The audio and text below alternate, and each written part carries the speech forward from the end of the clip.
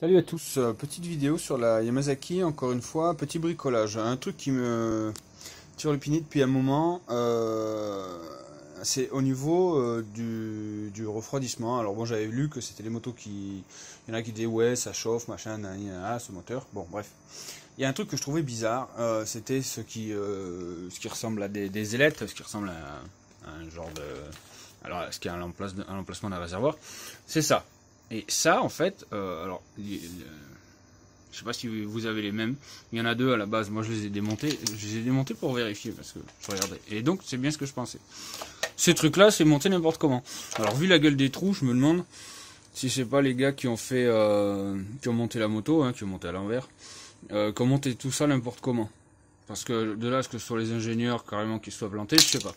Toujours est-il que là, on a un joli aérofrein, en fait, hein, parce qu'on voit aérodynamiquement, le freinage est vraiment efficace, sauf que c'est pas du tout ce qu'on veut là. Alors je me demandais si les trucs ils étaient pas mis à l'envers, et en fait, il s'avère que si on prend celui-là, donc, alors c'est celui qui était là, comme ça, et si on le retourne,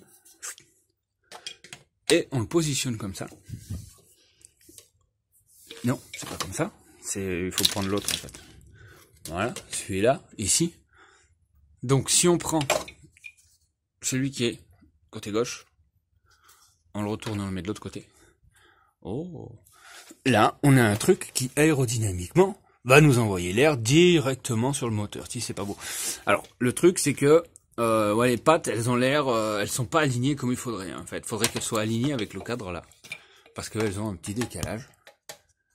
Donc je vais juste leur taper sur la gueule, les aligner. Comme ça, lui, il va pouvoir venir gentiment là. Et ça va refroidir un peu plus efficacement le moteur. Sans parler de l'aérodynamisme.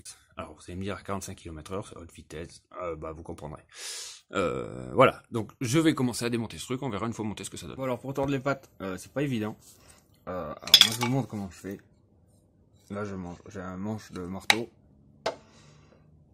On le met sur la papate et on tape de l'autre côté avec un marteau. Donc j'ai qu'une main, je peux pas filmer l'opération. Hein. Alors celui-là il est pas très compliqué, celui-là il est plus chaud. Hein. Faut arriver à passer pour taper à peu près dans l'axe. Et là on voit que celui-là je l'ai quasiment fait revenir. Et je continue. Alors j'avoue que les pattes elles sont pas faciles à tordre parce que pas accessibles. Hein. Sinon faut virer le garde-boue en fait, ils gênent pour pouvoir taper dans l'axe correctement. Surtout sur ça ça va. Bon, je vais monter, ça suffira comme ça, et on va vite voir le résultat, déjà visuellement. Quoi. Pas oublier de remettre le klaxon, hein, qui est fixé à cet endroit-là aussi. Le klaxon, lui, il vient là derrière.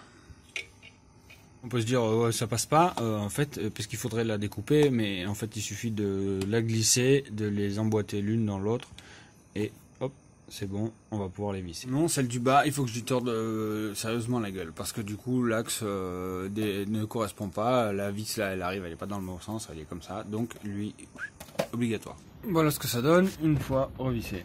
Alors, on peut voir ici hein, que l'inclinaison des ailettes, elle est bien, ce coup-ci, maintenant, elle est mieux. Elle est dirigée où il faut, pardon. Et fini les aérofreins. Hein. Maintenant, c'est un peu plus aérodynamique. Bon, on va pas cracher dessus. C'est toujours ça.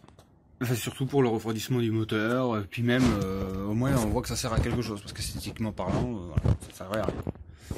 N'hésitez pas dans les commentaires à me poser des questions à ce sujet. C'est pas dit que vous ayez tous ce problème, parce que étant donné qu'à mon avis c'est un montage hasardeux, il y en a qui n'auront peut-être pas le problème, il y en a qui l'auront. Vérifiez qu'en fait vos ailettes soient dans le bon sens, qu'elles servent à quelque chose. Ciao et prudence sur la route.